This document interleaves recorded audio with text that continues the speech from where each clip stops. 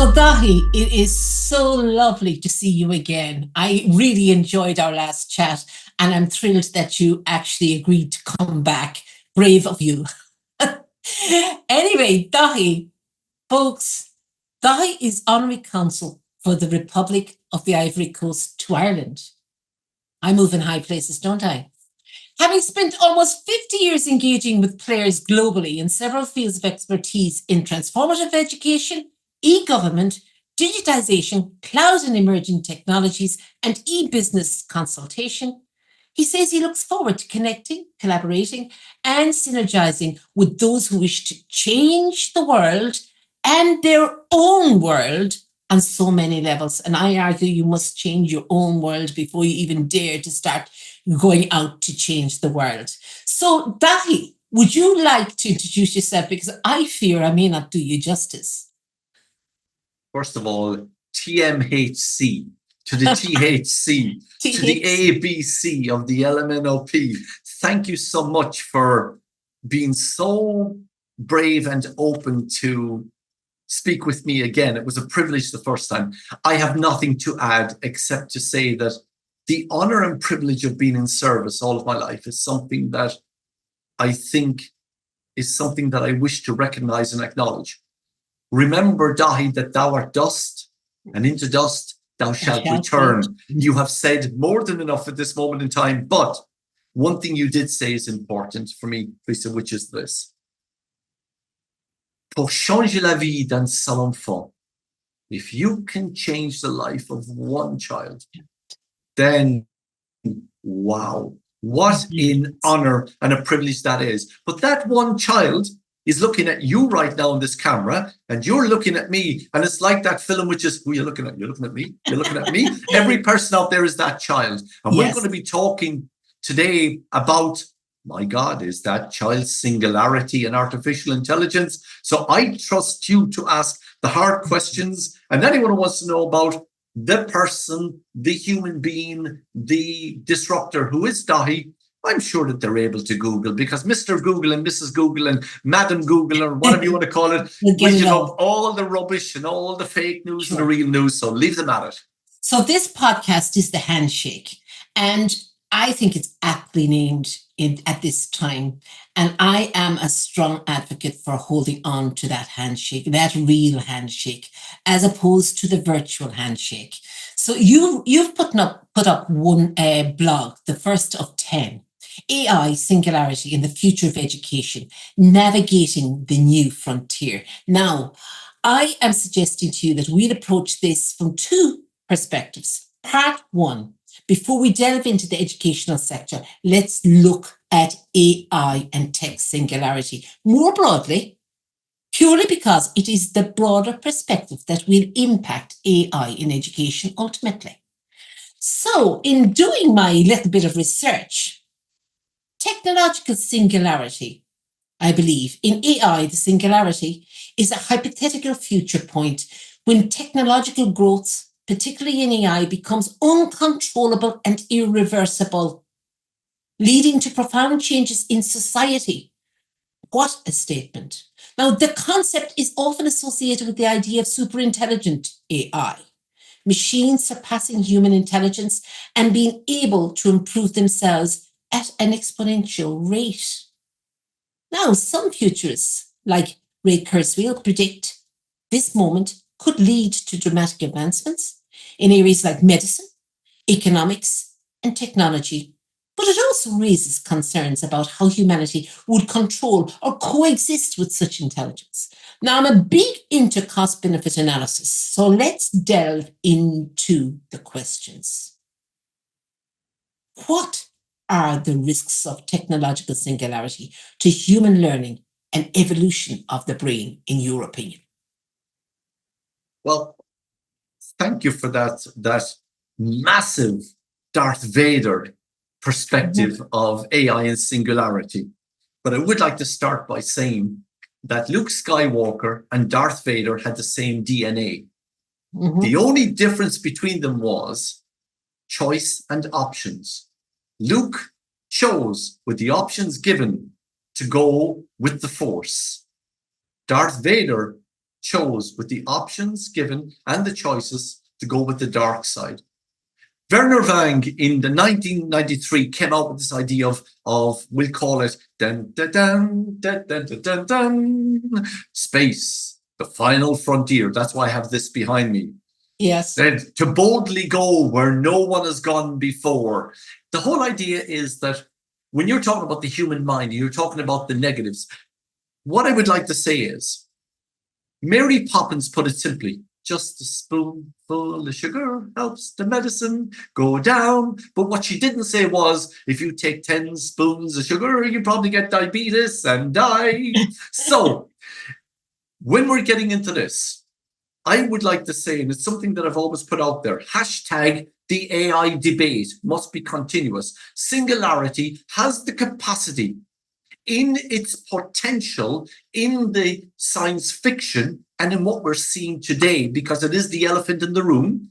Everyone talks about AI and what it's been doing, but no one is looking at this idea that if we reach singularity, which means that the humanity and the ology, which I call the human AI-ology or the humanology, comes to a singular place whereby the technology, which is artificial intelligence, does that mean we're talking about human stupidity? I wouldn't dream of going there.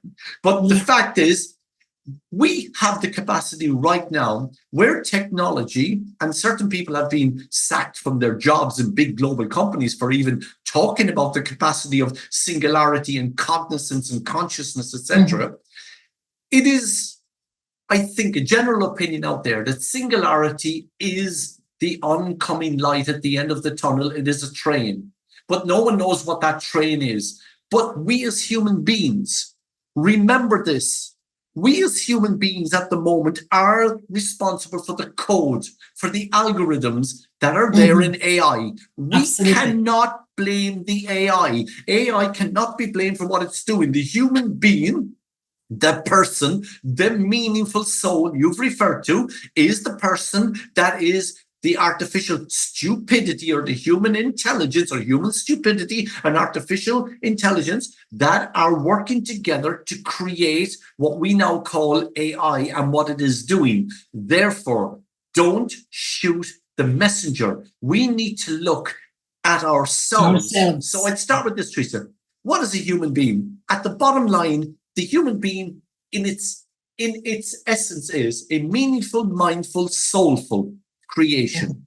Now, but we can choose to be non-meaningful, non-mindful, and non-soulful. And when we do that, we become man's inhumanity to man. We can create major destruction.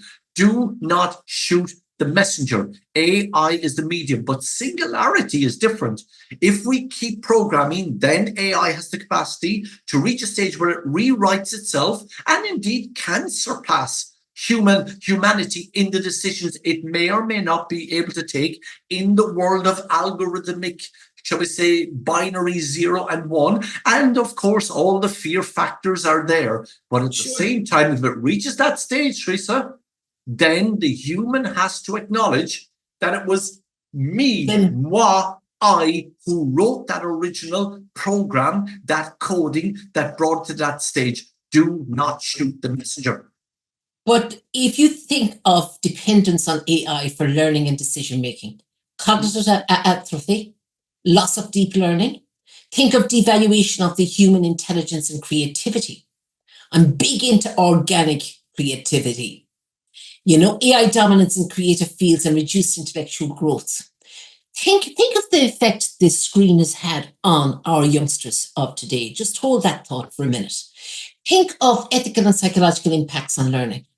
Think of the impact on brain evolution, slower and natural evolution, altered neuroplasticity. Think of inequality in cognitive development, the cognitive divide. Think of the threat to emotional and social intelligence. Huge. At the minute we say it's the differentiator, that whole thing to be able to empathize, etc., is the differentiator between human and machine. How long will we hold on to it? And then unpredictable long-term effects, the evolutionary mismatch, the unknown neural impact. It is huge. I mean, we're at a crossroads we were never at before. And I mean, who's leading? Like, who is is in control of technological singularity? There is the big question. Who's in control of it? And has it gone to the point that it's out of the 99% of population control? Welcome to Teresa, the Darth Vader at this moment. And I acknowledge what you're saying.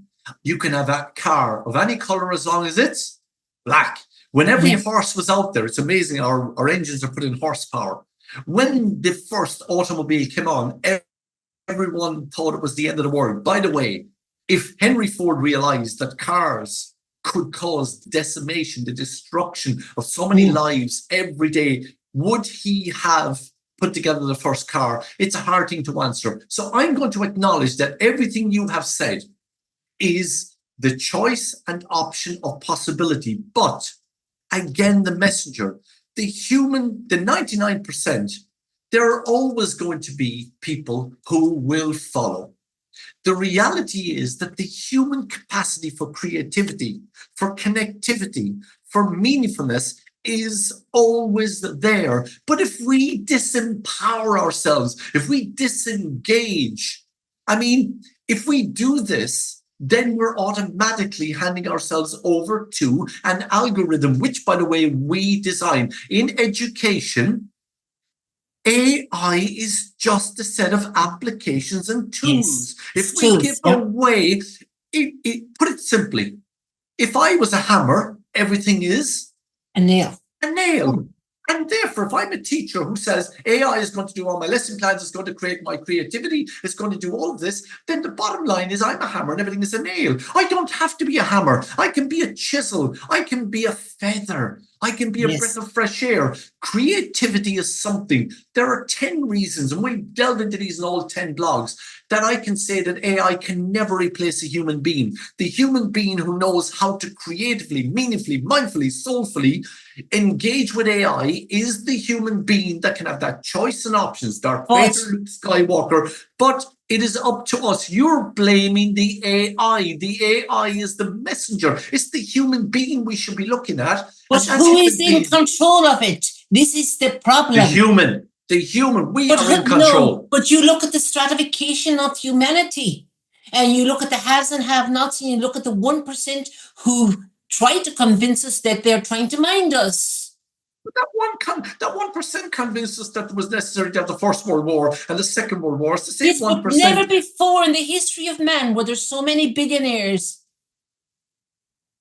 singular billionaires, who have gotten themselves in positions of power with big tech companies, AI research labs, government and international bodies. You look at the international corporations. You look at the World Economic Forum. You look at the UN. You look at the EU. You look at they provide frameworks for governance on AI. They do. But if you look at the EU AI Act, you will see that the EU is also very proactive in protecting the ethical, professional meaningfulness of there, as indeed you have even the policies of continental Africa. You've got the Asian, many countries have their own. We'll get into that in the other blogs. But many of these billionaires are also very positive philanthropists. They're doing a huge amount to equalize. And I can argue with you that, for example, if I'm working in West Africa, why would I give the students or children in West Africa, if I'm looking at Digital Futures West Africa, a program that I'm putting forward now, why would I give them a desktop computer when in a meaningful way, a mindful way, we can now go to, we'll call it nearly Industry 5 capacity of utilizing mobile devices to bring them to a stage of that revolution to know how to use technology to equalize, to bring an equity of opportunity, hashtag AI for good, hashtag AI for all, so that they can utilize this to change the life of that one child. It is down to choices and options. But I acknowledge what you're saying. Everything you say, I would never dream of arguing against, but there is a counterbalance, and it is working. But is it not? I would say we need to presuppose that the child, the student, is at a certain level of development and maturation, that the rudiments, that the wiring of the brain organically and traditionally has been put in place, and that child led by a teacher who has been upskilled, regards AI as the tool, and that child and led by that teacher as mentor, director of education, etc., is in control. This is the question. When does the control slip? When is there a reversal? The black box effects. When is there a reversal of roles? And when does it get out of humanity's control? I would say 99% of humanity, because there will be a 1% driving the agenda. Yes. And the black box, I mean, I would suggest that anyone would basically go and Google what that black box effect is that you mentioned there. The whole idea of the hidden, that we don't know why, where, when, or what. And I've actually put that into my first blog, what that black box effect. But you brought up a very important point. The educator, the teacher, educo, to lead forward. The educator, the pedagogue, who in ancient Greece was the person who walked the children of the wealthy to school, the slave. The reality is we're now talking about what happens in colleges of education. How do we prepare our pre-service teachers for the future, which does not yet exist, for students whose skills are basically at the stage for the future, which does not yet exist? It's all about the fact that the 1% is still out there that will push the agenda as they have always done. But if human beings are willing to give up their right as human beings to be controlled by the possibility and probability of singularity, whereby singular human AIology, we reach the stage where it can surpass, then I do not blame the AI, but education, bringing people to a stage where they can use it, not just hammer and nail, but everything is in a situation which is, how can this better humanity? For example, if I take Singularity and I now have a situation where someone has a brain tumor, and I now know that by using AI, I have a 99.9% chance of diagnosing and of being able to see this brain tumor and diagnose it because of the databases I have at a stage which is beyond humanity. If I look at the idea of developing the future of biopharma, if I look at the idea of developing the whole sense of how can I personalize education for children who are differently abled, how can I lead into this journey, then that AI is AI for good, AI for all, AI for equity. But at the same time, Teresa, I admit I can use that AI for the Darth Vader side. And that's why the debate has to go. And that's why I'm bringing out these blogs. No one wants to talk about singularity. No one wants to talk about what you're talking about, the capacity. We talk about humanity and the capacity for good. Yes, but look around you in the news if you're foolish enough to listen to it every day right now. My God. Inhumanity at levels that are uncontrollable, and weapons that are being guided by AI systems. But the human being is pressing the damn button. The human being is coding the AI. So the ethical concerns are huge. Ethical concerns are the center of everything here. But what is, now we ask the question, define ethics, because as you know as well as I do, there are certain people over there, my mother and others used to say, there's right and there's wrong. And we used to call that, in the simplest term, without it being racist, things are black or white. They're right, they're wrong. And my God, that no longer means anything racist. It means that there is very little gray area in something that's right or wrong. Yes, but you look at it's the power of language and how things are couched now. But you come to the notion of democracy and the hit it has taken. And you come to the notion of laws changing to bring in hate speech, crime, etc., etc., etc.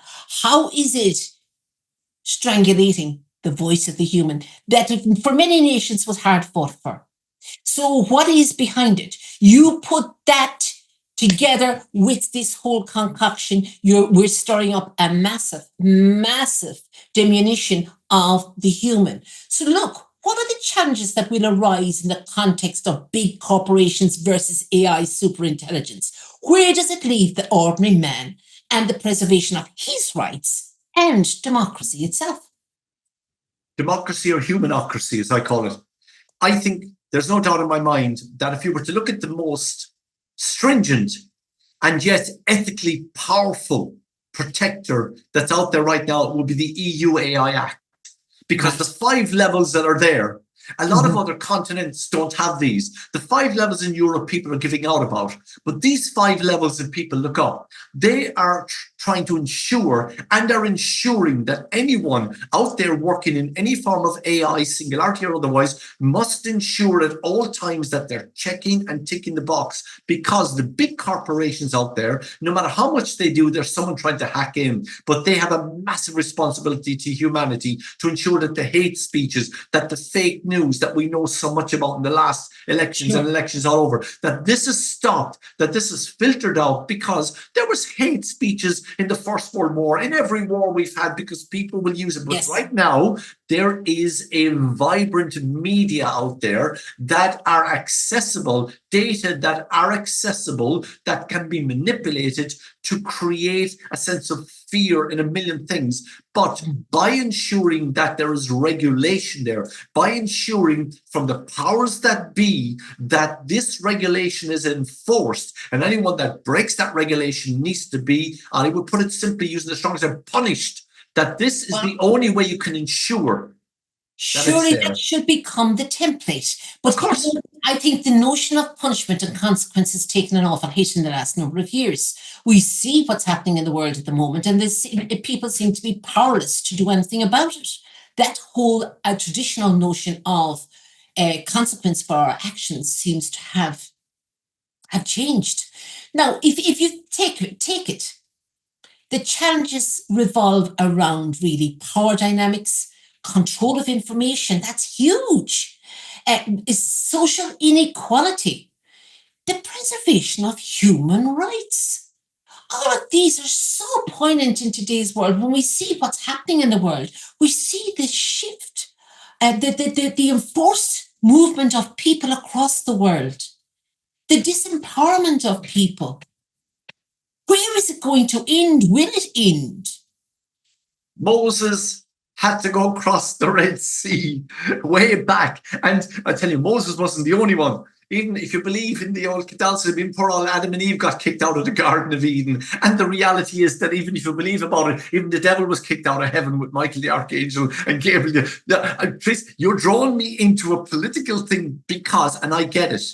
The fact is, and something I think we need to acknowledge here, democracy is of the people, for the people, by the people. If you put the crazy people in charge of the hospital, then how can you expect it to run properly? If you put people into power who basically, are not ethically, professionally there in a meaningful, mindful, soulful, I keep coming back to this way, for there to change the life of one child, then don't blame the messenger. Don't blame AI and Singularity. Yes, but don't blame them. We put them in. We elect in democracy.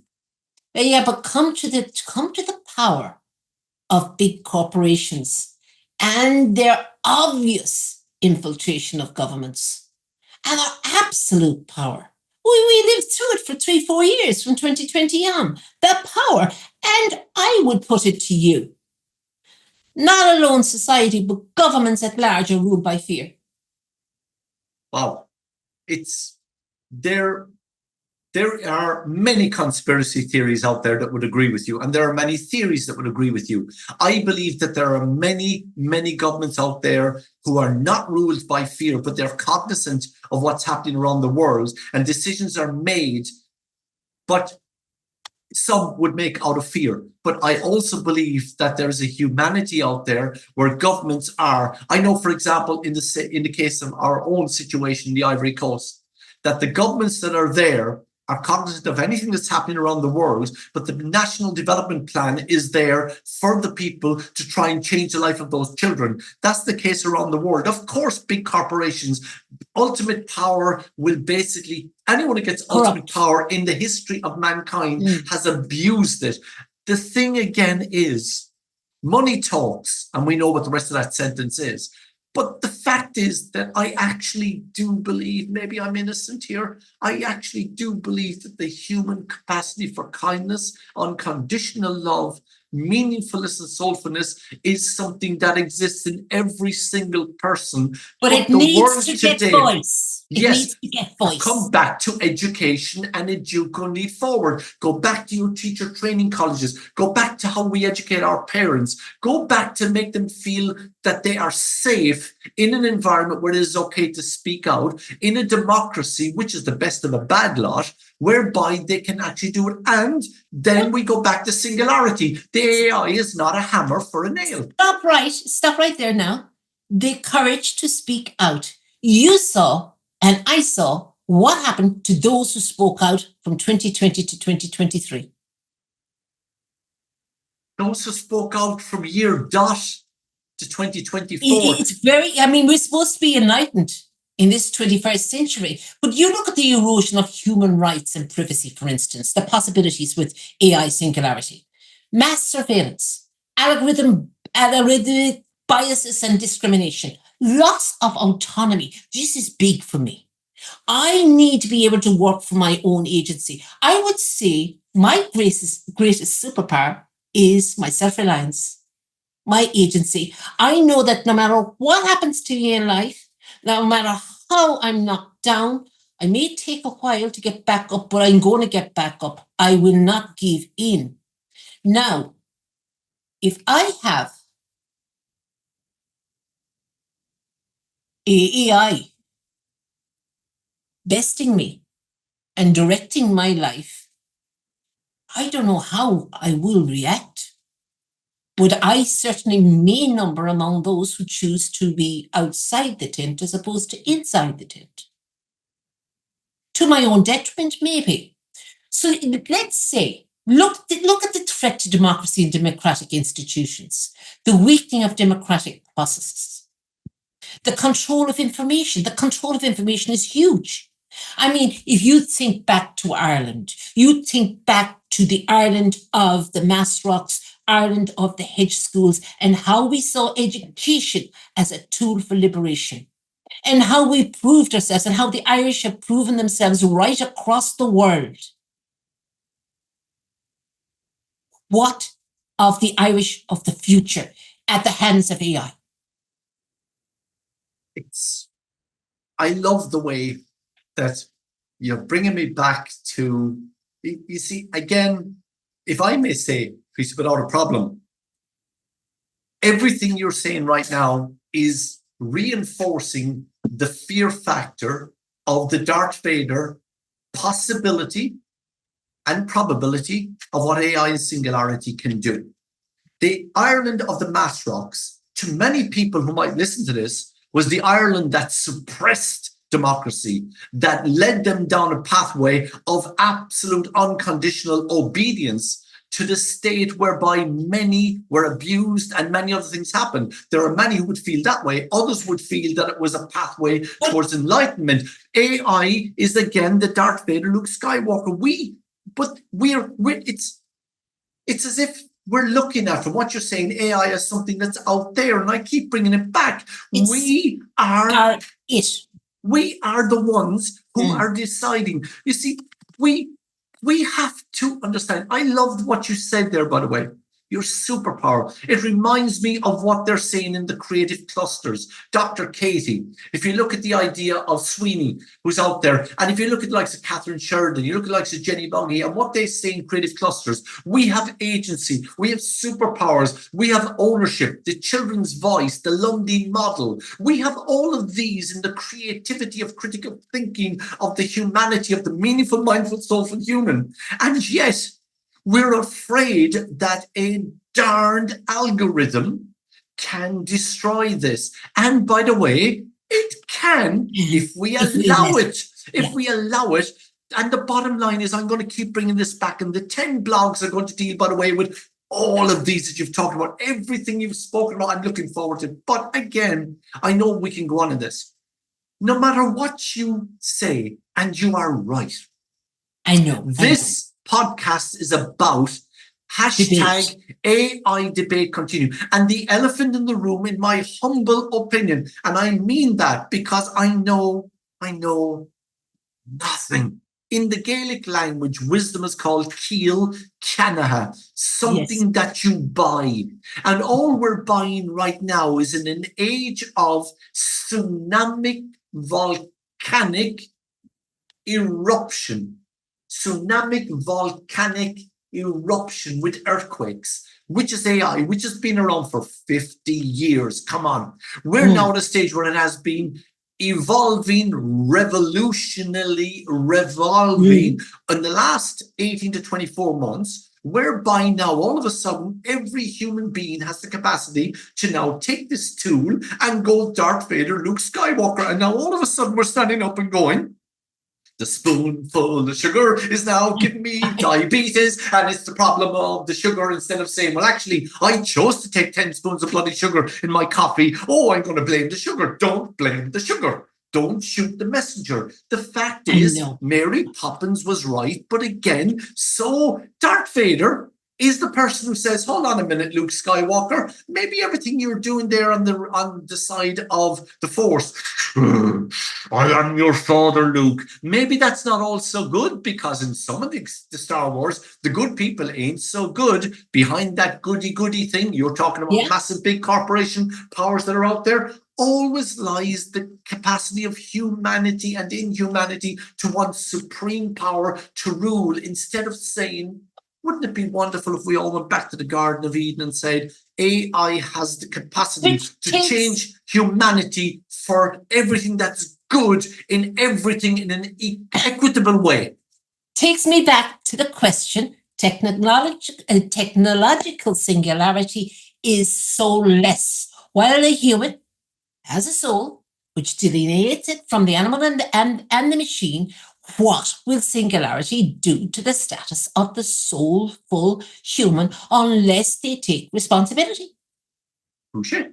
I think your last two were there, unless they take responsibility, unless they realize that AI is a tool, applications to be used, not abused, to be coded towards AI for good, singularity with humanity. Even the essence I took on the idea of diagnosing cancers, diagnosing terminal diseases, coming up. For example, you could take the chemical compound and the chemical breakdown of every drug that's there and ask the AI if it has been fed with the right algorithm to look at combinations, permutations of all of these, and to come up with drugs that can actually help humanity to overcome many of the diseases that are there. But at the same time, if I'm in front of a screen for 22 hours a day, of course it's going to mess up my mind, because I am made of water, 80% of my body. If I put myself and immerse myself in an environment which is fake, then of course I'm going to believe that's the truth. If I put myself into lava, again, I quote my mother, whom I loved unconditionally, if you stick a poker in the fire, it's going to get hot. I mean, what do you expect? You don't stick your hand on an oven and go, I wonder, will it burn my hand?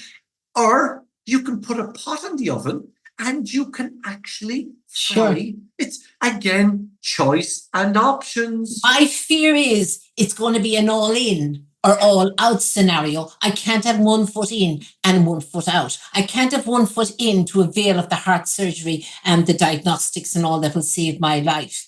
Anyway. What's stopping you from hugging a tree while you're out there with that singularity that's changing your life? There's nothing stopping you hugging trees. So if I decide I'm simply not partaking, I'll not give over my soul to tech singularity. I insist on my uniqueness as a human being made in the image of my God. What will the end result be for me going forward? And now, considering the pace of development of AI and man's ignorance in general as to its gallop and its power to change and alter lives forever. Let's see with the first part, and you already answered it. Teresa Mary Hand-Campbell, TMHC, you said you had agency. You said that you were empowered and you felt that. so it doesn't affect you. If you believe that this is the option that you want to take, then the reality is there's certain things in society that you won't be able to avoid, but there's nothing stopping you living your life in that, what you quoted, in the way that you were created, in what you said was your God likeness. Will it not lead to marginalization of me? Will it not lead to it? Will it not lead to, for instance, we go cashless, and Teresa decides that she's not going down that route? She's cahoots. She's outside society. Well, governments are saying, cash is king. Governments are saying you can't do this, and Europe is saying you can't do this, and the EOIA Act. But of course, remember what Albert Camus said. Yes. He said, don't follow the path, make your own path, follow your own, make your own footpath. One small step for man, one small step for mankind. There are always people who will stand outside and will always be looked upon as being different. That's what makes humanity special. If you are the person that wants to be the person who makes your own pathway, pour changer la vie of yourself, you, that child, then I say do it, because there was always a way for you. But many won't, because they'll follow. Yeah, the herd mentality. So I could be the catalyst for a countercultural movement, maybe.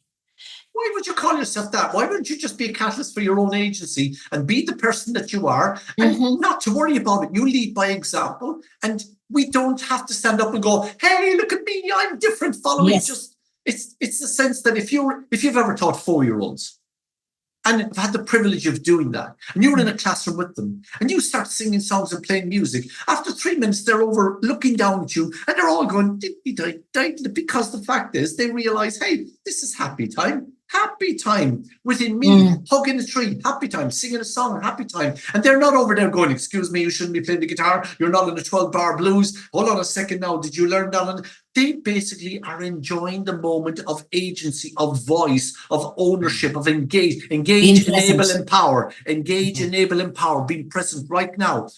Big thing, Lisa. If we feel something, is it real or is it fear? If it's fear, catch it like a butterfly. Cognitive behavioral therapy. Look at it and say, is this real or fear? If it's fear, say, I love you, I acknowledge you.